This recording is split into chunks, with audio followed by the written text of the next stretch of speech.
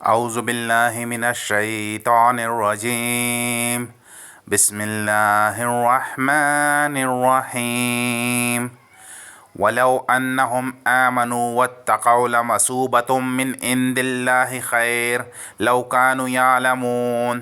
ولو اور اگر، انہم وہ، آمنوا ایمان لاتے، واتقوا اور پرہیزگار بنتے، لمثوبۃ تو ٹھکانہ پاتے، من سے، عند اللہ اللہ کے پاس، خیر بہتر، لو کانوا یعلمون کاش وہ جانتے ہوتے۔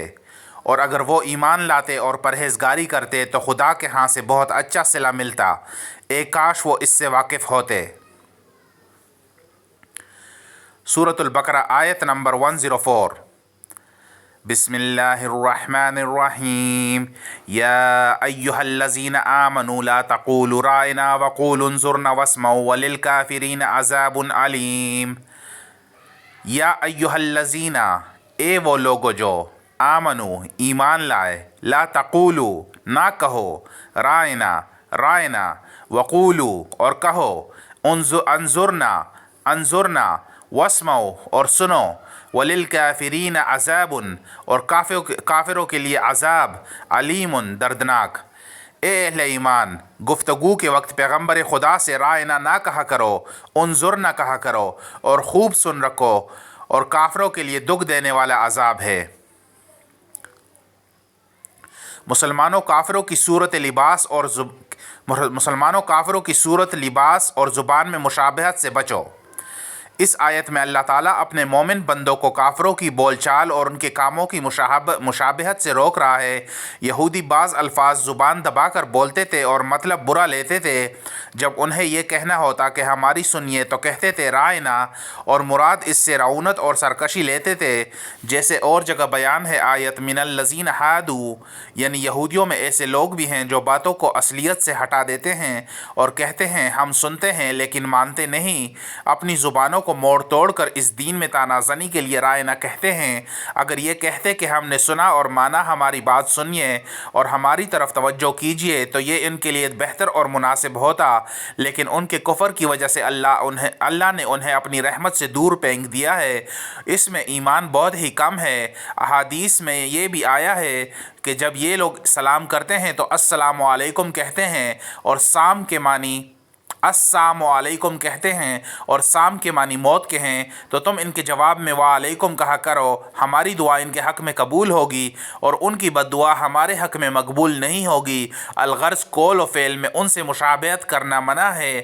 مسند احمد کی حدیث میں ہے کہ میں قیامت کے قریب تلوار کے ساتھ بھیجا گیا ہوں، میری روزی حق تعالیٰ نے میرے نیزے تلے لکھی ہے، اس کے لیے ذلت اور پستی ہے، مگر جو میرے احکام کے خلاف چلا کرے، اور جو شخص کسی غیر مسلم قوم سے مشابہت کرے وہ انہی میں سے ہے۔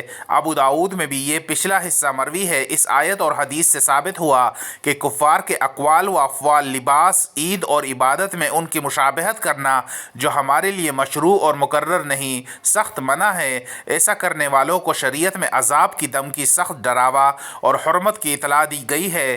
حضرت عبداللہ بن مسعود رضی اللہ عنہ فرماتے ہیں کہ جب تم قرآن کریم میں آیت یا ایہا الذین آمنوا سنو تو کان لگا دو اور دل سے متوجہ ہو جایا کرو، کیونکہ یا تو کسی بلائی کا حکم ہوگا یا کسی برائی سے ممانعت ہوگی۔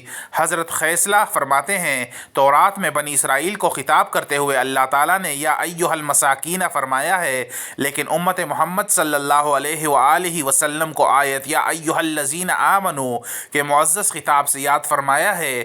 رائنا کے معنی ہماری طرف کان لگانے کے ہیں، بروزن آتنا۔ حضرت مجاہد فرماتے ہیں اس کے معنی خلاف کے بھی ہیں، یعنی خلاف نہ کہا کرو۔ اس سے یہ بھی مروی ہے کہ مطلب یہ کہ آپ ہماری سنیے اور ہم آپ کی سنیں۔ انصار نے بھی یہی لفظ حضور صلی اللہ علیہ وآلہ وسلم کے سامنے کہنا شروع کر دیا تھا، جس سے قرآن پاک نے انہیں روک دیا۔ حسن فرماتے ہیں رائن کہتے ہیں رائن مذاق کی بات کو کہتے ہیں، یعنی تم حضور صلی اللہ علیہ وآلہ وسلم کی باتوں اور اسلام سے مذاق نہ کیا کرو۔ ابو صخر کہتے ہیں جب حضور صلی اللہ علیہ وآلہ وسلم جانے لگتے تو جنہیں کوئی بات کہنی ہوتی وہ کہتے اپنا کان ادھر کیجئے۔ اللہ تعالیٰ نے اس بے ادبی کے کلمے سے روک دیا اور اپنے نبی کی عزت کرنے کی تعلیم فرمائی۔ صدا کہتے ہیں رفاع بن زید یہودی حضرت صلی اللہ علیہ وآلہ وسلم سے باتیں کرتے ہوئے یہ لفظ کہا کرتا تھا، مسلمانوں نے بھی یہ خیال کر کے یہ لفظ ادب کے ہیں یہی لفظ استعمال کرنے شروع کر دیے، جس پر انہیں روک دیا گیا، جیسے سورہ نساء میں ہے۔ مقصد یہ ہے کہ اس کلمے کو اللہ نے برا جانا اور اس کے استعمال سے مسلمانوں کو روک دیا، جیسے حدیث میں آیا ہے کہ انگور کو کرم اور غلام کو عبد نہ کہو وغیرہ۔ اب اللہ تعالیٰ ان بدباطن لوگوں کے حسد و بغض کو بیان فرماتا ہے کہ اے مسلمانوں، تمہیں جو اس کامل نبی صلی اللہ علیہ وآلہ وسلم کے ذریعے کامل شریعت ملی ہے، اس سے یہ تو جل بن رہے ہیں۔ ان سے کہہ دو کہ یہ تو اللہ کا فضل ہے، جسے چاہے عنایت فرمائے، وہ بڑے ہی فضل و کرم والا ہے۔